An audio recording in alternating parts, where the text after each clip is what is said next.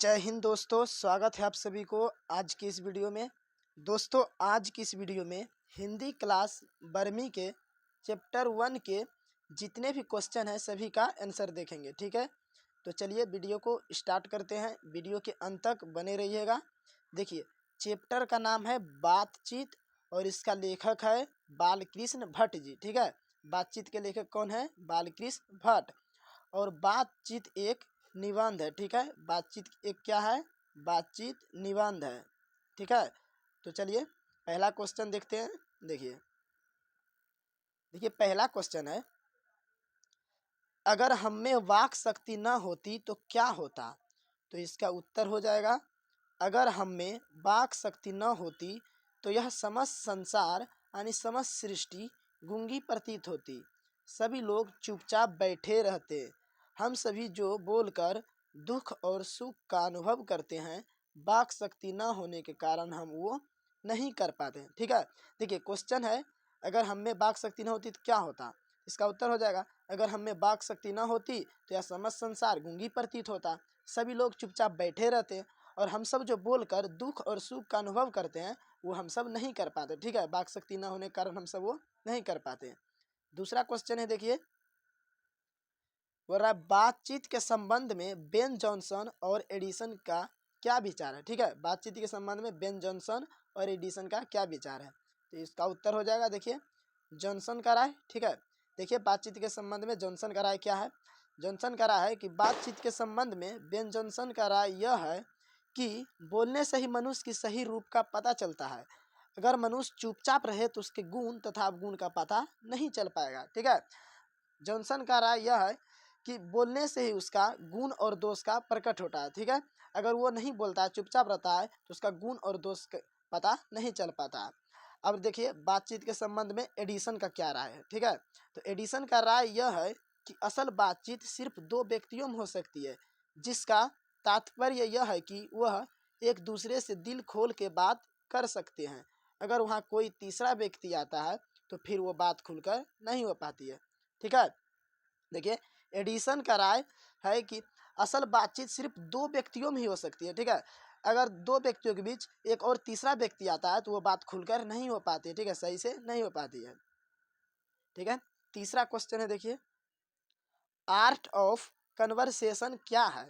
तो इसका उत्तर हो जाएगा, यह बात करने की एक ऐसी कला होती है। ठीक है, आर्ट ऑफ कन्वर्सेशन बात करने की एक ऐसी कला होती है जिसमें बातचीत के दौरान चतुराई के साथ प्रसंग छोड़े जाते हैं जिन्हें सुनकर अत्यंत सुख मिलता है।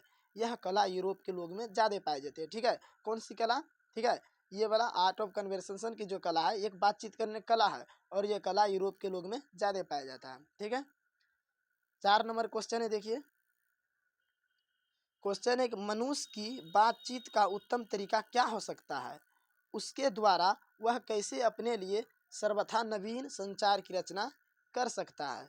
तो इसका उत्तर हो जाएगा, मनुष्य में बातचीत का सबसे उत्तम तरीका उसका आत्म वार्तालाप है। ठीक है, मनुष्य में बातचीत करने का सबसे उत्तम तरीका क्या है?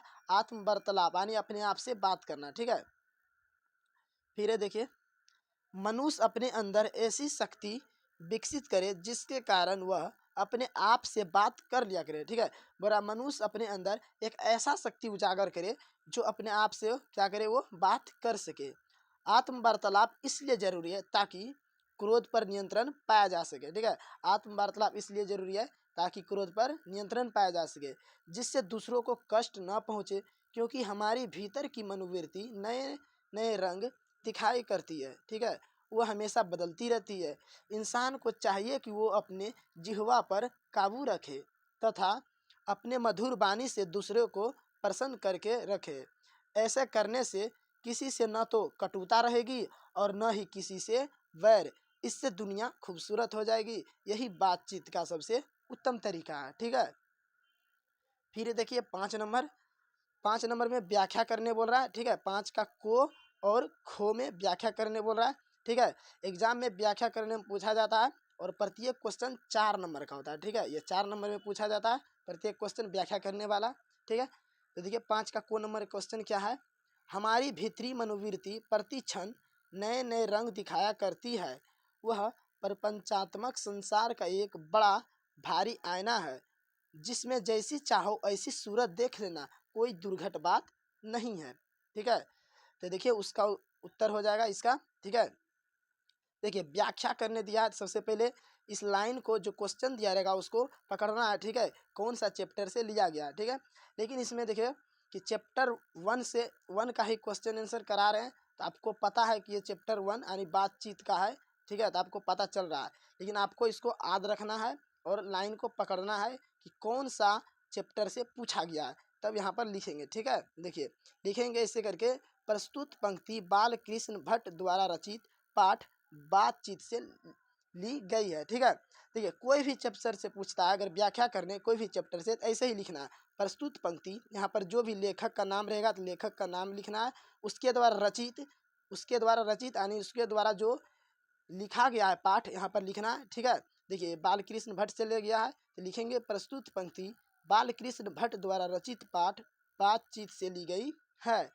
अब लिखेंगे इसके बारे में। ठीक है, जो लाइन दिया हुआ गया है क्या बोल रहा है, मनुष्य की भीतरी मनोवृत्ति प्रत्येक क्षण नए नए रंग दिखाती है, अर्थात उससे नए नए विचार आते रहते हैं। वह इन प्रपंचों से पूर्ण संसार एक बड़ा आईना है, जिससे ऐसी घटना को भी देखा जा सकता है जिसके घटित होने की आशा न हो। ठीक है, जिसके घटित होने की आशा न हो। हमारी मनोवृत्ति हमें संसार के समस्त अच्छे बुरे कार्य से अवगत कराते हैं। ठीक है, इतना लिख दीजिएगा, आपको 4 नंबर मिल जाएगा। ठीक है, अब देखिए आगे 5 का खो नंबर है। ठीक है, इसको भी व्याख्या ही करने बोल रहा है। देखिए क्वेश्चन है, सच है जब तक मनुष्य बोलता नहीं तब तक उसका गुण दोष प्रकट नहीं होता। ठीक है, तो इसको भी लिखेंगे उत्तर में। देखिए प्रस्तुत पंक्ति विद्वान लेखक बाल कृष्ण भट्ट द्वारा रचित पाठ बातचीत से लिया गया। ठीक है, ये जो पंक्ति है, ये जो लाइन है, कहाँ से लिया गया है, बाल कृष्ण भट्ट द्वारा रचित बातचीत से। ठीक है, बातचीत चैप्टर से लिया गया है। फिर लिखेंगे इस निबंध के माध्यम से यह बताना चाहते हैं। ठीक है, यह बताना चाहते हैं, देखिए यहाँ पर 2 गो है लिखा गया। ठीक है, इसको काट देते हैं। यह बताना चाहते हैं कि बातचीत ही एक ऐसा विशेष तरीका होता है जिसके कारण मनुष्य आपस में प्रेम से बात कर उसका आनंद उठाते हैं, परंतु मनुष्य जब वाचाल हो जाता है, ठीक है, वाचाल बोलते हैं बकबक बोलने वाले को, ठीक है, अथवा बातचीत के दौरान अपने आप पर काबू नहीं रख पाता है, तो वह दोष है। परंतु जब वही संजीदगी से सलीकी से बात करता है तो वह गुण है। ठीक है, देखिए बात करने में भी कला छुपा हुआ है। जब वह बचाल हो जाता है तो क्या होता है, तो अपने आप पर काबू नहीं रख पाता, तो वो दोष हो जाता है। ठीक है, परंतु जब वही संजीदगी से अच्छा से बात करता है, ठीक है, तो वो क्या कहलाता है, गुण कहलाता है। ठीक है, मनुष्य के चुप रहने के कारण उसके चरित्र का कुछ पता नहीं चलता। ठीक है, देखिए मनुष्य जब तक नहीं बोलेगा तो उसके चरित्र का कुछ पता नहीं चलेगा, परंतु वह जैसे ही कुछ बोलता है तो उसकी वाणी के माध्यम से उसके गुण और दोष प्रकट होने लगता है।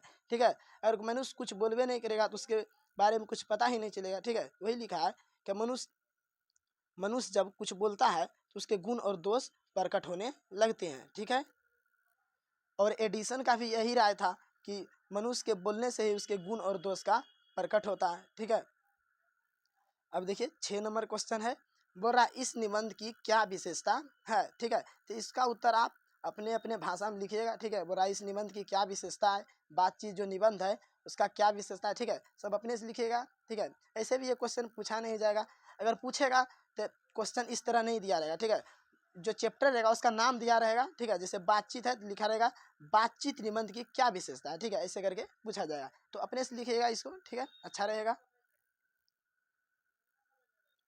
तो मिलते हैं नेक्स्ट वीडियो में अध्याय 2 का क्वेश्चन आंसर लेकर।